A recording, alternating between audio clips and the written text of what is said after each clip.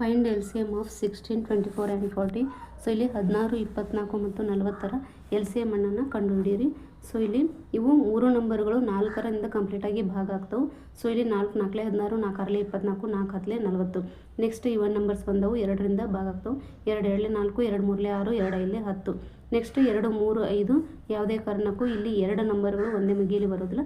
So ಇದ್ರದ್ದು stop ಮಾಡಿ L C M is equal to ಏನಾಗುತ್ತೆ 4 × 2 × 2 × 3 × 5 ಆಗುತ್ತೆ. ಸೊ 4 7 8 8 16, 4 3 12, 12 24 × 5 10 ಆಗುತ್ತೆ. ಸೊ ಇಲ್ಲಿ 24 × 10 ಅಂದಾಗ 240 ಬರುತ್ತೆ. ಸೊ ಎಲ್ ಸಿ ಎಮ್ ಏನಾಯಿತು 240. ನೆಕ್ಸ್ಟ್ ಎಕ್ಸಾಂಪಲ್ 40 56 60ರ ಎಲ್ ಸಿ ಎಮ್ ಅನ್ನು ಕಂಡುಹಿಡಿಯಿರಿ. ಸೊ ಇಲ್ಲಿ 40 56 60 ಇವನ್ ನಂಬರ್ಗಳಾಗಿರೋದ್ರಿಂದ ಮತ್ತು ಇವು 4ರಿಂದ ಕಂಪ್ಲೀಟಾಗಿ ಭಾಗ ಆಗ್ತವೆ. 4 10 40, 4 14 ಅಂದರೆ 14 4 56, 15 4 60. ಸೊ ನೆಕ್ಸ್ಟ್ ಇಲ್ಲಿ